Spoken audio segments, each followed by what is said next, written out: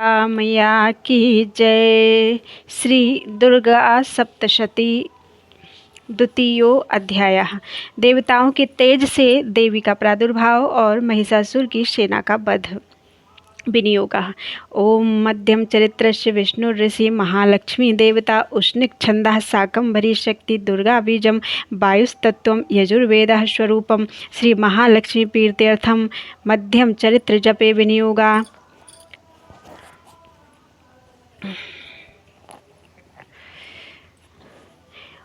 ओम मध्यम चरित्र के विष्णु ऋषि महालक्ष्मी देवता उष्णिक छंद शाकंभरी शक्ति दुर्गा बीज वायु तत्व और यजुर्वेद स्वरूप है। श्री महालक्ष्मी की प्रसन्नता के लिए मध्यम चरित्र के पाठ में इसका विनियोग किया जाता है।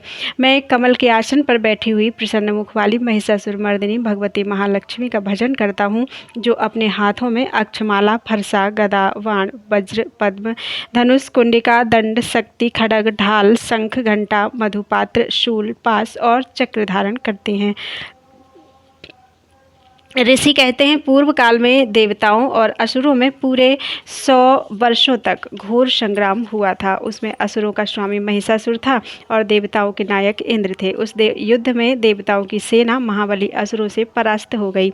संपूर्ण देवताओं को जीतकर महिषासुर इंद्र बन बैठा। तब पराजित देवता प्रजापति ब्रह्मा जी को आगे करके उस स्थान पर गए जहां भगवान शंकर और विष्णु विराजमान थे। देवताओं ने महिषासुर के पराक्रम तथा अपनी पराजय का यथावत वृत्तांत उन दोनों देवेश्वरों से विस्तार पूर्वक कह सुनाया। वे बोले, भगवान, महिषासुर सूर्य इंद्र अग्नि वायु चंद्रमा यम वरुण तथा अन्य देवताओं के भी अधिकार छीनकर स्वयं ही सबका अधिष्ठाता बना बैठा है। उस दुरात्मा ने महिष ने समस्त देवताओं को स्वर्ग से निकाल दिया है। अब वे मनुष्यों की भांति पृथ्वी पर विचरते हैं। दैत्यों की यह सारी करतूत हम आप लोगों से हमने कह सुनाई। अब आपकी ही शरण में हम आए हैं, उसके वध का कोई उपाय सोचिए। इस प्रकार देवताओं के वचन सुनकर भगवान विष्णु और शिव ने दैत्यों पर बड़ा भारी क्रोध किया। उनकी भौहें तन गईं और मुंह टेढ़ा हो गया। तब अत्यंत क्रोध में भरे हुए चक्रपाणी श्री विष्णु के मुख से एक महान तेज प्रकट हुआ। इसी प्रकार ब्रह्मा शंकर तथा इंद्र आदि अन्य देवताओं के शरीर से भी बड़ा भारी तेज निकला। वह सब मिलकर एक हो गया। महान तेज का वह पुंज जाज्वल्यमान पर्वत सा जान पड़ा। देवताओं ने देखा, वहां उनकी ज्वालाएं संपूर्ण दिशाओं में व्याप्त हो रही थी। संपूर्ण देवताओं के शरीर से प्रकट हुए उस तेज की कहीं तुलना नहीं थी। एकत्रित होने पर वह एक नारी के रूप में परिणत हो गया और अपने प्रकाश से तीनों लोकों में व्याप्त जान पड़ा। भगवान शंकर का जो तेज था, उससे उस देवी का मुख प्रकट हुआ। यमराज के तेज से उसके सिर में बाल निकल आए। श्री विष्णु भगवान के तेज से उसकी भुजाएं उत्पन्न हुई। चंद्रमा के तेज से दोनों स्तनों का और इंद्र के तेज से मध्य भाग का प्रादुर्भाव हुआ। वरुण के तेज से जंघा और पिंडली तथा पृथ्वी के तेज से नितंब भाग प्रकट हुआ। ब्रह्मा के तेज से दोनों चरण और सूर्य के तेज से उसकी अंगुलियां हुईं।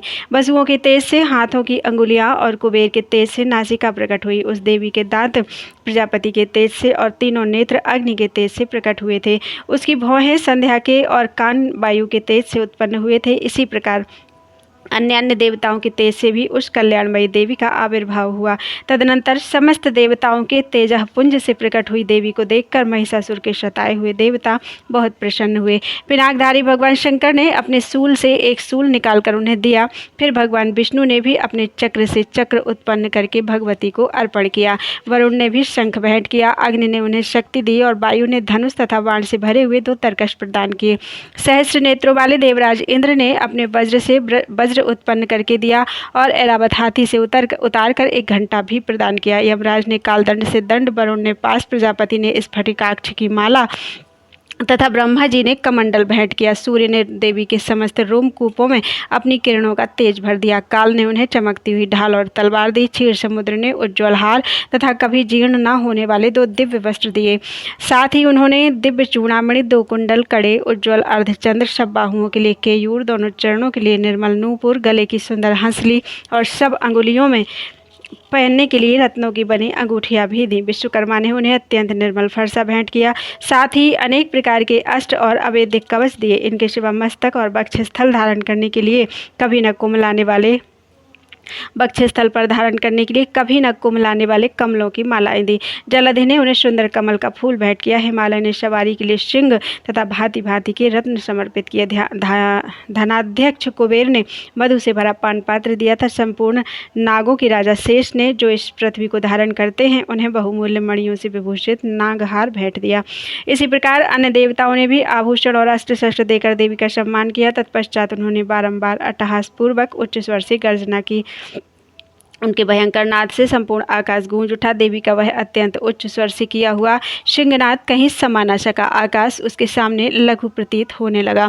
उससे बड़े जोर की प्रतिध्वनि हुई, जिससे संपूर्ण विश्व में हलचल मच गई और समुद्र कांप उठे, पृथ्वी डोलने लगी और समस्त पर्वत हिलने लगे। उस समय देवताओं ने अत्यंत प्रसन्नता के साथ सिंहवाहिनी भवानी से कहा, देवी तुम्हारी जय हो। साथ ही महर्षियों ने भक्तिभाव से विनम्र होकर उनका स्तवन किया। संपूर्ण त्रिलोकी को क्षोभग्रस्त देखकर दैत्यगण अपनी समस्त सेना को कवच आदि से सुसज्जित कर हाथों में हथियार लेकर सहसा उठकर खड़े हो गए। उस समय महिषासुर ने बड़े क्रोध में आकर कहा, आह, यह क्या हो रहा है। फिर वह संपूर्ण असुरों से घिरकर उस सिंहनाद की ओर लक्ष्य करके दौड़ा और आगे पहुंचकर उसने देवी को देखा, जो अपनी प्रभा से तीनों लोगों को प्रकाशित कर रही थी। उनके चरणों के भार से पृथ्वी दबी जा रही थी। माथे के मुकुट से आकाश में रेखा सी खिंच रही थी तथा वे अपने धनुष की टंकार से सातों पातालों को क्षुब्ध किए देती थी। देवी अपने हजारों भुजाओं से संपूर्ण दिशाओं को आच्छादित करके खड़ी थी। तदनंतर उनके साथ दैत्यों का युद्ध छिड़ गया। नाना प्रकार के अस्त्र शस्त्रों के प्रहार से संपूर्ण दिशाएं उद्भासित होने लगी। चिक्षुर नामक महान असुर महिषासुर का सेना नायक था, वह देवी के साथ युद्ध करने लगा। अन्य दैत्यों की चतुरंगणी सेना साथ लेकर चामर भी लड़ने लगा। 60,000 रथियों के साथ आकर उदग्र नामक महादैत्य ने लोहा लिया। 1 करोड़ रथियों को साथ लेकर महाहनु नामक दैत्य युद्ध करने लगा, जिसके रोए तलवार के समान तीखे थे। वह असिलोमा नाम का महादैत्य 5 करोड़ रथी सैनिकों सहित युद्ध में आ डटा।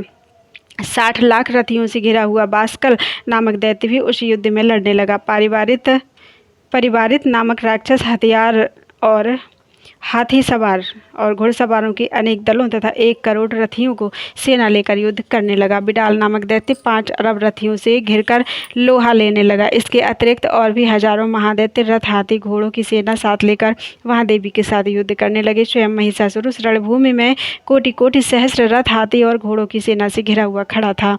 वे दैत्य देवी के साथ तोमर, भिंदीपाल, शक्ति, मुशल, खड़ग, परशु और पट्टिस आदि अस्त्र शस्त्रों का प्रहार करते हुए युद्ध कर रहे थे। कुछ दैत्यों ने उन पर शक्ति का प्रहार किया, कुछ लोगों ने पाश फेंके तथा कुछ दूसरे दैत्यों ने खड़ग प्रहार करके देवी को मार डालने का उद्योग किया। देवी ने भी क्रोध में भरकर खेल खेल में ही अपने अस्त्र शस्त्रों की वर्षा करके दैत्यों के वे समस्त अस्त्र शस्त्र काट डाले।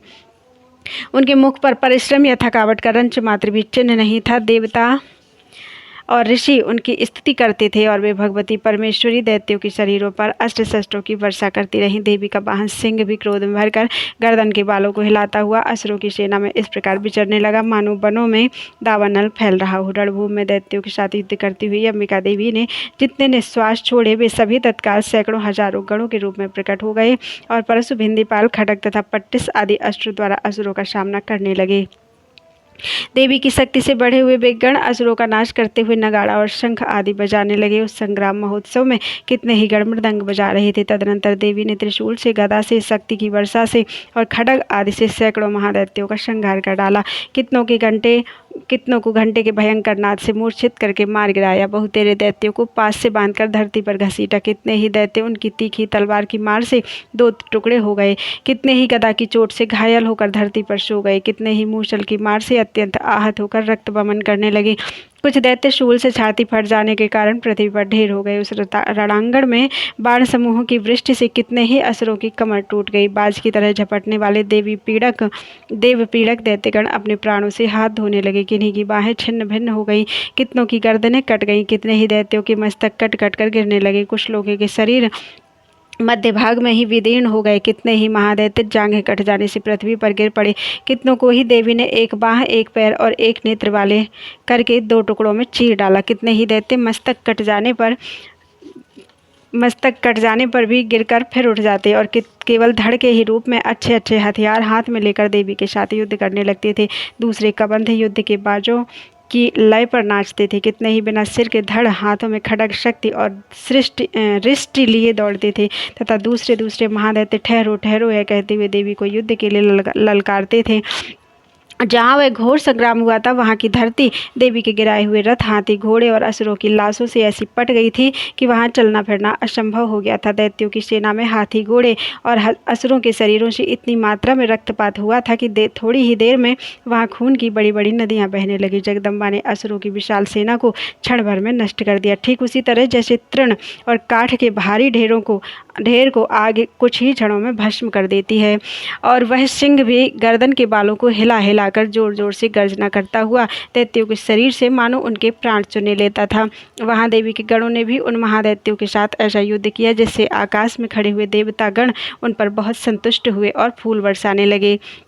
इस प्रकार श्री मार्कंडेय पुराण में श्रावणिक मनवंतर की कथा के अंतर्गत देवी महात्म्य में महिषासुर की सेना का वध नामक दूसरा अध्याय पूरा हुआ। बोलो वृंदावन बिहारी लाल की जय। तीसरा अध्याय, सेनापतियों सहित महिषासुर का वध। जगदम्बा के श्री अंगों की कांति उदयकाल के सूर्यों के समान है। वे लाल रंग की रेशमी साड़ी पहने हुए हैं। उनके गले में मुंडमाला शोभा पा रही है। दोनों स्तनों पर रक्त चंदन का लेप लगा है। वे अपने करकमलों में जपमालिका, विद्या और अभय तथा वर्म नामक मुद्राएं धारण किए हुए हैं।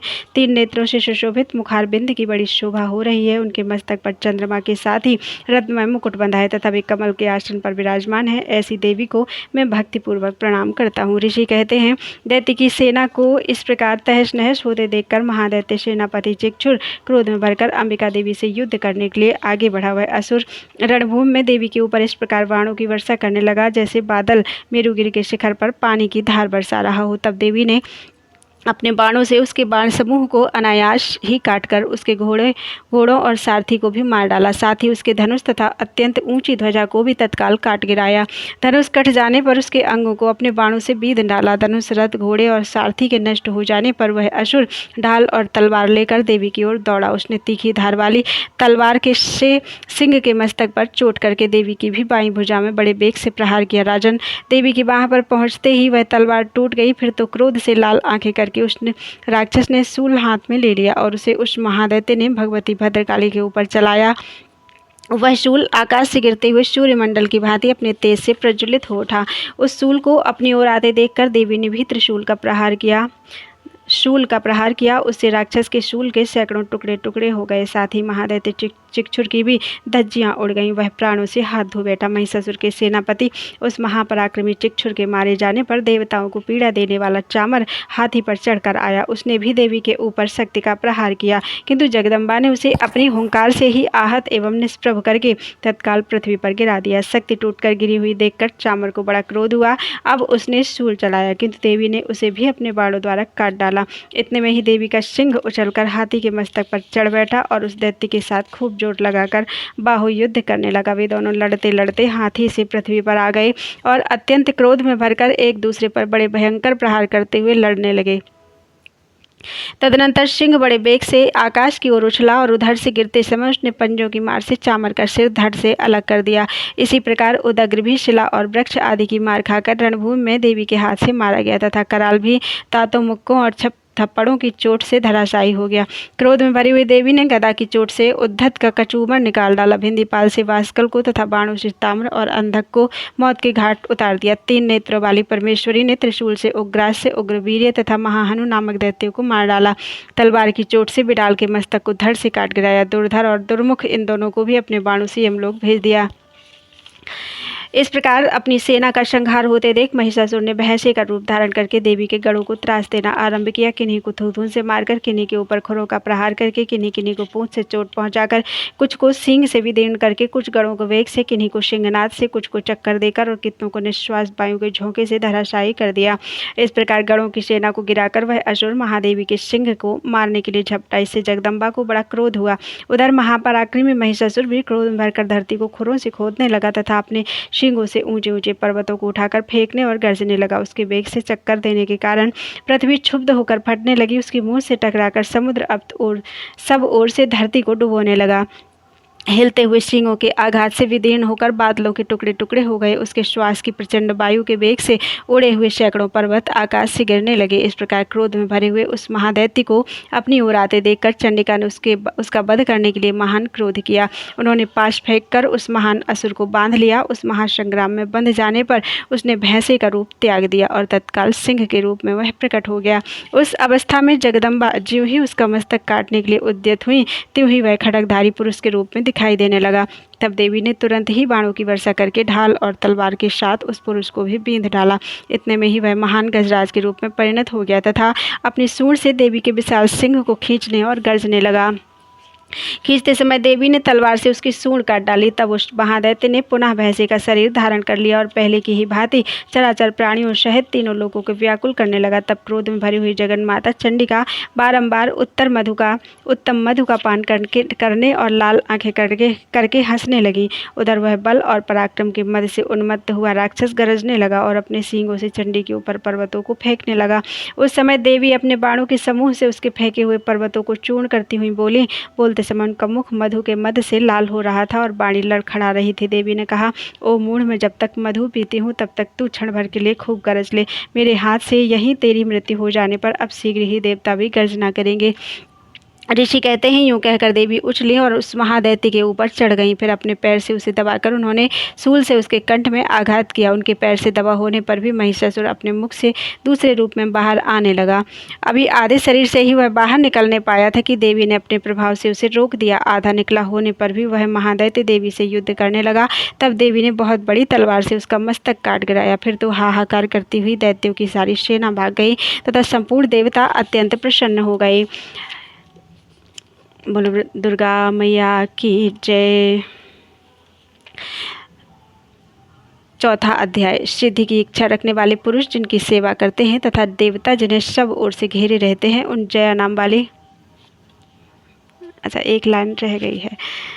संपूर्ण देवता अत्यंत प्रसन्न हो गए। देवताओं ने दिव्य महर्षियों के साथ दुर्गा देवी का स्तवन किया। गंधर्वराज गाने लगे तथा अप्सराएं नृत्य करने लगी।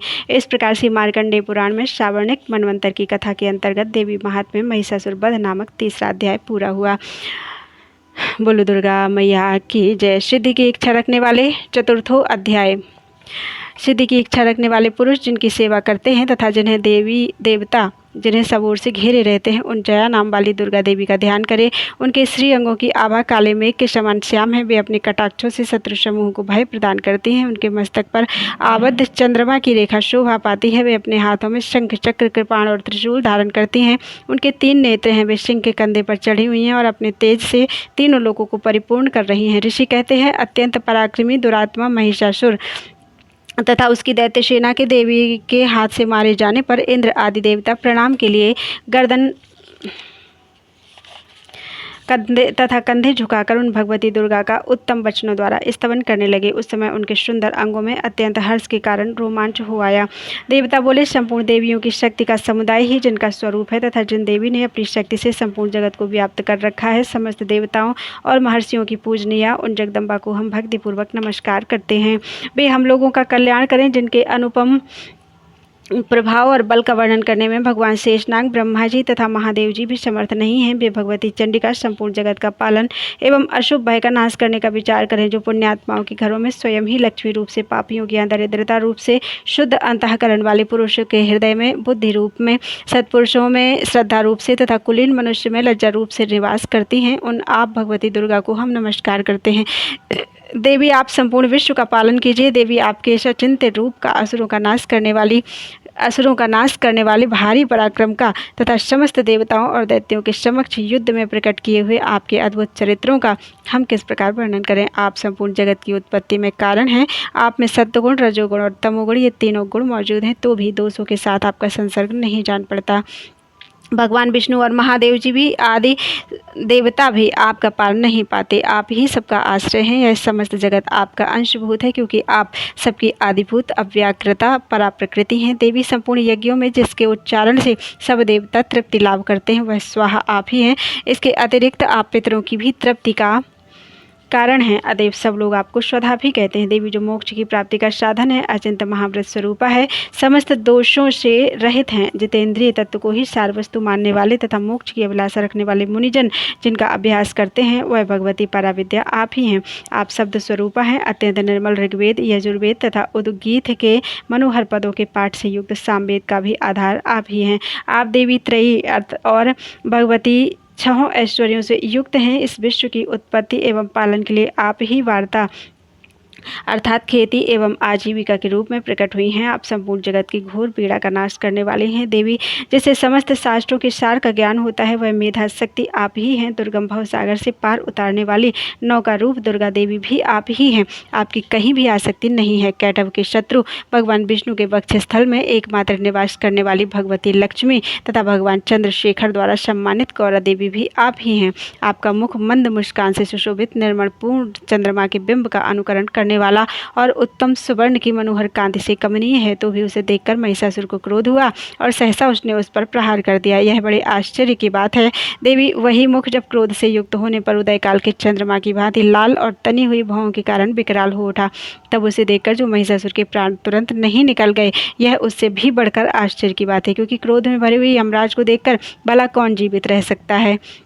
देवी आप प्रसन्न हो, परमात्मा स्वरूपा। आपके प्रसन्न होने पर जगत का अभ्युदय होता है और क्रोध में भर जाने पर आप तत्काल ही कितने कुलों का सर्वनाश कर डालती हैं। यह बात अभी अनुभव में आई है, क्योंकि महिषासुर की यह विशाल सेना क्षण भर में आपके कोप से नष्ट हो गई है।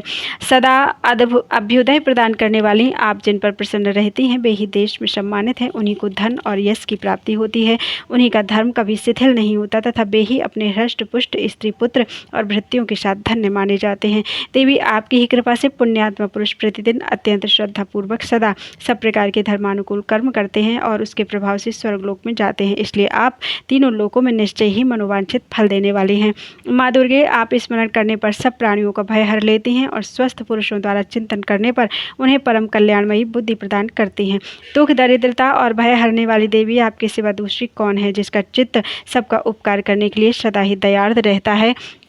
देवी, इन राक्षसों के मारने से संसार को सुख मिले तथा ये राक्षस चिरकाल तक नरक में रहने के लिए भले ही पाप करते रहे हों, इस समय संग्राम में मृत्यु को प्राप्त होकर स्वर्गलोक में जाएं। निश्चय ही यही सोचकर आप शत्रुओं का वध करते हैं। आप शत्रुओं पर शस्त्रों का प्रहार क्यों करती हैं? समस्त असुरों को दृष्टिपात मात्र से ही भस्म क्यों नहीं कर देती?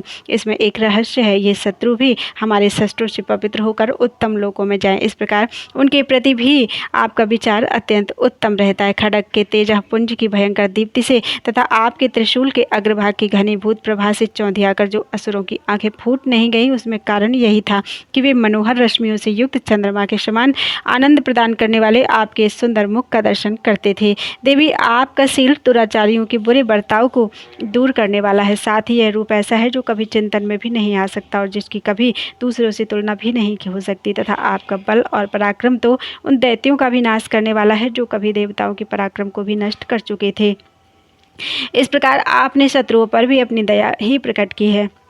वरदायिनी देवी, आपके इस पराक्रम की किसके साथ तुलना हो सकती है तथा शत्रुओं को भय देने वाला एवं अत्यंत मनोहर ऐसा रूप भी आपके सिवा और कहाँ है? हृदय में कृपा और युद्ध में निष्ठुरता, ये दोनों बातें तीनों लोगों के भीतर केवल आप में ही दिखाई गई हैं। माता, आपने शत्रुओं का नाश करके समस्त त्रिलोकी की रक्षा की है। उन शत्रुओं को भी युद्ध भूमि में मारकर स्वर्गलोक में पहुँचाया है तथा उन्मत्त दैत्यों से प्राप्त होने वाले हम लोगों के भय को भी दूर कर दिया है। आपको हमारा नमस्कार है। देवी, आप सूल से हमारी रक्षा करें। अंबिके, आप खड्ग से भी हमारी रक्षा करें तथा घंटा की ध्वनि और धनुष की टंकार से हम लोगों की रक्षा करें। चंडिके, पूर्व पश्चिम और दक्षिण दिशा में आप हमारी रक्षा करें तथा ईश्वरी अपने त्रिशूल को घुमाकर आप उत्तर दिशा में भी हमारी रक्षा करें। तीनों लोगों में आपके जो परम सुंदर एवं अत्यंत भयंकर रूप विचरते रहते हैं, उनके द्वारा भी आप हमारी तथा इस भूलोक की रक्षा करें। अंबिके, आपके कर पल्लवों में शोभा पाने वाले खड्ग, शूल और गदा आदि जो जो अस्त्र हों, उन सब के द्वारा आप सब ओर से हम लोगों की रक्षा करें। ऋषि कहते हैं, इस प्रकार जब देवताओं ने जगन माता दुर्गा की स्तुति की और नंदन बन के दिव्य पुष्पों एवं गंध चंदन आदि के द्वारा उनका पूजन किया, फिर सब ने मिलकर जब भक्तिपूर्वक दिव्य धूपों की सुगंध निवेदन की, तब देवी ने प्रसन्न होकर प्रणाम करते हुए सब देवताओं से कहा। देवी बोली, देवताओं, तुम सब लोग मुझसे जिस वस्तु की अभिलाषा रखते हो उसे मांगो। देवता बोले, भगवती, हमारी सब इच्छा पूर्ण कर दो। अब कुछ भी बाकी नहीं कर, हमारी सब इच्छा पूर्ण कर दी। भगवती ने हमारी सब इच्छा पूर्ण कर दी, अब कुछ भी बाकी नहीं है, क्योंकि हमारा यह शत्रु महिषासुर मारा गया। महेश्वरी, इतने पर भी यदि आप हमें वरदान देना चाहती हैं तो हम जब जब आपका स्मरण करें तब तब आप दर्शन देकर हम लोगों को महान संकट दूर कर दिया करें। तथा प्रसन्नमुखी अंबिके, जो मनुष्य इन स्तोत्रों द्वारा आपकी स्तुति करे, उसे वित्त, समृद्धि और वैभव देने के साथ ही उसकी धन और स्त्री आदि संपत्ति को भी बढ़ाने के लिए आप सदा हम पर प्रसन्न रहें। ऋषि कहते हैं, राजन, देवताओं ने जब अपने तथा जगत के कल्याण के लिए भद्रकाली देवी को इस प्रकार प्रसन्न किया, तब वे तथास्तु कहकर वहीं अंतर्धान हो गई। भूपाल, इस प्रकार पूर्व काल में तीनों लोगों का हित चाहने वाली देवी जिस प्रकार देवताओं के शरीरों से प्रकट हुई थी, वह सब कथा मैंने कह सुनाई। अब पुनः देवताओं का उपकार करने वाली वे देवी दुष्ट दैत्यों तथा शुंभ निशुंभ का वध करने एवं सब लोगों की रक्षा करने के लिए गौरी देवी के शरीर से जिस प्रकार प्रकट हुई थी, वह सब प्रसंग मेरे मुँह से सुनो। मैं उसका तुमसे यथावत वर्णन करता हूँ। इति श्री मार्कंडेय पुराणे सावर्णिके मंत्रे मनवंतरे सावर्णिके मनवंतरे देवी महात्म्ये शक्रादि स्तुति नाम चतुर्थो अध्याय। इस प्रकार से मार्कंडेय पुराण में सावर्णिक मनवंतर की कथा के अंतर्गत देवी महात्म्य में शक्रादि स्तुति नामक चौथा अध्याय पूरा हुआ। बोलो दुर्गा मैया की जय।